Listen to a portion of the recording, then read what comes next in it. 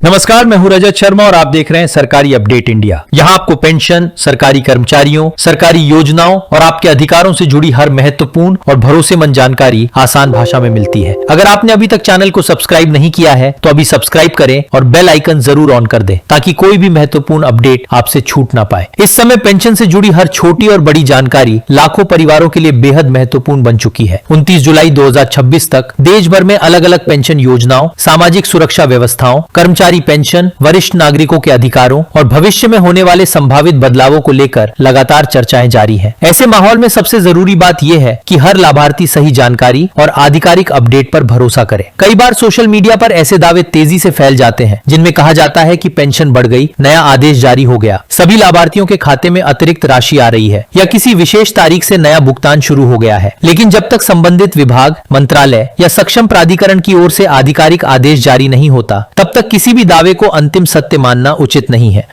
आज देश में करोड़ों लोग अलग अलग पेंशन व्यवस्थाओं का लाभ ले रहे हैं। कोई वृद्धावस्था पेंशन प्राप्त कर रहा है, कोई विधवा पेंशन योजना से जुड़ा है, कोई दिव्यांग पेंशन का लाभार्थी है। लाखों कर्मचारी पेंशन योजना यानी ईपीएस 95 के अंतर्गत आते हैं। कई लोग राष्ट्रीय पेंशन प्रणाली यानी एनपीएस से जुड़े हैं, जबकि बड़ी संख्या में नागरिक अटल पेंशन योजना और अन्य सामाजिक सुरक्षा योजनाओं का लाभ भी ले रहे हैं। इन सभी योजनाओं के नियम, पात्रता, भुगतान प्रक्रिया और सत्यापन के तरीके अलग अलग हो सकते हैं। इसलिए किसी एक योजना से जुड़ी जानकारी को दूसरी योजना पर लागू मान लेना कई बार भ्रम पैदा कर देता है। यदि आप चाहते हैं कि पेंशन और कर्मचारियों से जुड़ी हर महत्वपूर्ण जानकारी आपको सबसे पहले और सरल भाषा में मिलती रहे तो अभी चैनल को सब्सक्राइब कर लीजिए। इससे भविष्य में आने वाली किसी भी महत्वपूर्ण जानकारी से आप वंचित नहीं रहेंगे।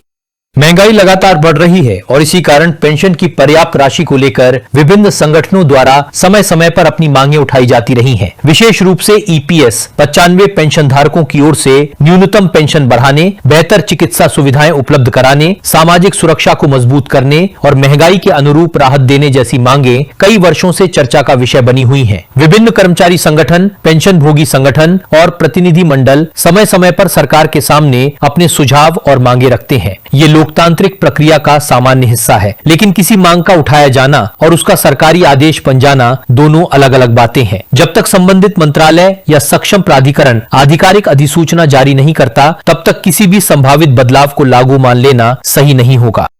कई लोग ये प्रश्न पूछते हैं कि आखिर सोशल मीडिया पर वायरल होने वाली खबरों पर कितना भरोसा किया जाए। इसका सबसे सरल उत्तर यही है कि यदि कोई जानकारी अत्यधिक आकर्षक लगे, अचानक बहुत बड़ा लाभ मिलने का दावा करे, बिना आवेदन के अतिरिक्त राशि मिलने की बात कहे या किसी निश्चित तारीख से सभी लोगों के खातों में पैसा आने की बात करे, तो सबसे पहले उसकी आधिकारिक पुष्टि अवश्य करे। कई बार पुरानी खबरों को नए रूप में प्रस्तुत कर दिया जाता है, जिससे लाभार्थियों के बीच भ्रम की स्थिति पैदा हो जाती है। यदि आपने अभी तक चैनल को सब्सक्राइब नहीं किया है तो इस समय सब्सक्राइब जरूर कर लें, क्योंकि आगे भी पेंशन, सरकारी कर्मचारियों और सामाजिक सुरक्षा से जुड़े हर महत्वपूर्ण अपडेट आपको इसी तरह विस्तार से मिलते रहेंगे। अब बात करते हैं पेंशन भुगतान से जुड़ी उन बातों की जिन पर प्रत्येक लाभार्थी को विशेष ध्यान देना चाहिए। आज अधिकांश पेंशन सीधे बैंक खातों में भेजी जाती है, इसलिए बैंक खाते का सक्रिय रहना बहुत जरूरी है। यदि आपका खाता लंबे समय से उपयोग में नहीं है, मोबाइल नंबर बदल चुका है, केवाईसी अधूरी है या बैंक रिकॉर्ड में कोई त्रुटि है, तो भुगतान प्रक्रिया प्रभावित हो सकती है। कई बार समस्या सरकार की ओर से नहीं बल्कि बैंक रिकॉर्ड में दर्ज जानकारी के कारण होती है। इसलिए समय समय पर अपने खाते की जांच करना और आवश्यक अपडेट कराना समझदारी है। यदि किसी कारणवश आपने बैंक खाता बदल लिया है तो केवल नया खाता खुलवा लेना पर्याप्त नहीं होता। जहां आवश्यकता हो वहां संबंधित विभाग, पेंशन कार्यालय या अधिकृत पोर्टल पर भी नई जानकारी दर्ज करानी पड़ सकती है। यदि रिकॉर्ड में पुराना बैंक खाता दर्ज रहेगा तो भुगतान में देरी या अन्य तकनीकी समस्या उत्पन्न हो सकती है। आधार और बैंक खाते में दर्ज नाम भी एक समान होना चाहिए। यदि किसी दस्तावेज में नाम अलग अलग तरीके से लिखा गया है या जन्म तिथि अथवा अन्य पहचान संबंधी जानकारी में अंतर है तो सत्यापन प्रक्रिया प्रभावित हो सकती है। ऐसे मामलों में समय रहते संबंधित संस्था से संपर्क करके सुधार कराना बेहतर रहता है। आजकल साइबर धोखाधड़ी के मामले भी तेजी से बढ़ रहे हैं। पेंशन बढ़ाने, बकाया राशि दिलाने, विशेष लाभ देने या सरकारी योजना का लाभ तुरंत दिलाने के नाम पर कई लोग फोन, संदेश या फर्जी लिंक भेजकर बैंक संबंधी गोपनीय जानकारी प्राप्त करने का प्रयास करते हैं। याद रखिए कि कोई भी अधिकृत संस्था आपसे OTP, ATM pin, internet banking password या यूपीआई पिन फोन पर नहीं मांगती। इसलिए किसी भी अनजान व्यक्ति के साथ अपनी गोपनीय जानकारी साझा न करें।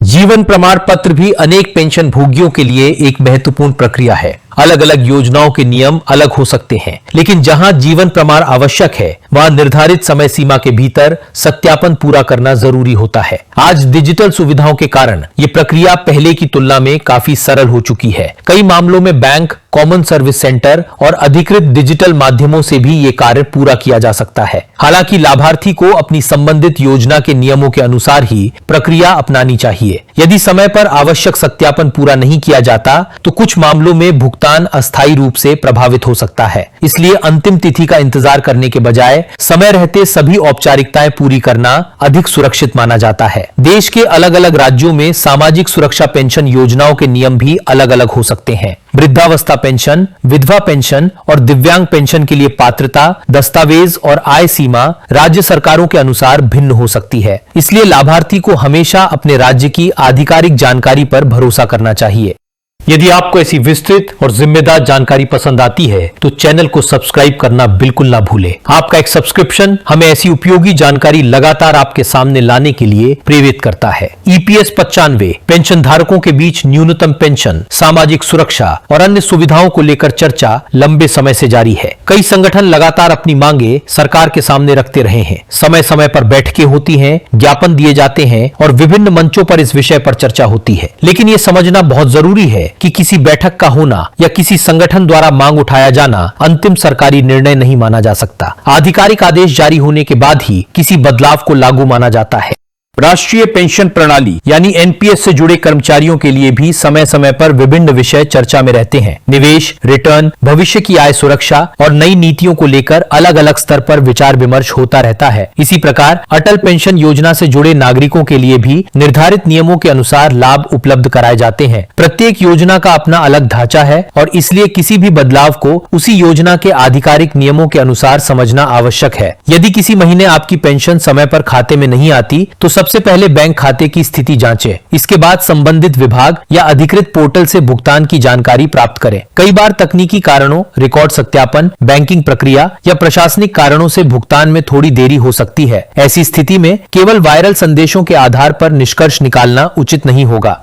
हर पेंशन धारक को अपने सभी महत्वपूर्ण दस्तावेज व्यवस्थित रूप से सुरक्षित रखने चाहिए। आधार कार्ड, बैंक पासबुक, PPO, पहचान पत्र, जीवन प्रमाण से संबंधित रिकॉर्ड और अन्य आवश्यक दस्तावेजों की सुरक्षित प्रतियां भविष्य में किसी भी आवश्यकता के समय उपयोगी साबित हो सकती हैं। परिवार के सदस्यों को भी ये जानकारी होनी चाहिए कि आवश्यक दस्तावेज कहां सुरक्षित रखे गए हैं। हालांकि बैंक पासवर्ड, UPI पिन और OTP जैसी गोपनीय जानकारी किसी के साथ साझा नहीं करनी चाहिए। महंगाई राहत और महंगाई भत्ते को लेकर भी अक्सर चर्चा होती रहती है, लेकिन ये समझना जरूरी है कि सभी प्रकार के पेंशन भोगियों पर एक जैसे नियम लागू नहीं होते। केंद्र सरकार के पेंशन भोगियों, राज्य सरकार के पेंशन भोगियों और EPS 95 पेंशन धारकों की व्यवस्थाएं अलग अलग हो सकती हैं। इसलिए किसी एक वर्ग के लिए जारी आदेश को सभी पर लागू मान लेना गलत होगा।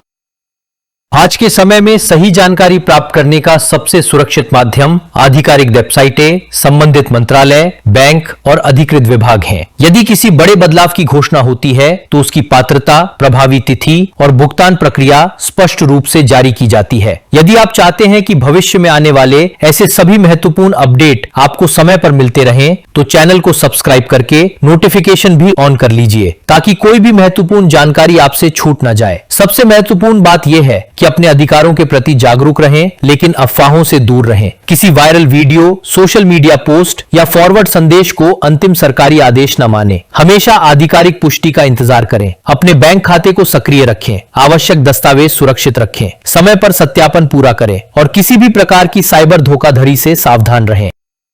यदि भविष्य में पेंशन से संबंधित कोई नया आधिकारिक निर्णय जारी होता है तो उसकी पूरी जानकारी पात्रता, नियमों और भुगतान प्रक्रिया सहित संबंधित विभाग द्वारा सार्वजनिक की जाएगी। उस समय उसी आधिकारिक जानकारी के आधार पर निर्णय लेना सबसे उचित रहेगा। इसी उम्मीद के साथ कि आपको ये विस्तृत जानकारी उपयोगी लगी होगी, आप सभी से निवेदन है कि जागरूक रहें, अपने अधिकारों की जानकारी रखें, आधिकारिक सूचनाओं पर भरोसा करें और गलत जानकारी फैलाने से बचें। यदि यह जानकारी आपके लिए उपयोगी रही हो तो इसे उन लोगों तक भी जरूर पहुंचाइए जिन्हें इसकी आवश्यकता हो सकती है। आपका सहयोग और विश्वास हमारे लिए सबसे बड़ी प्रेरणा है। आगे भी ऐसी ही जिम्मेदार और तथ्यात्मक जानकारी आपके लिए लेकर आते रहेंगे। अपना और अपने परिवार का ध्यान रखिए।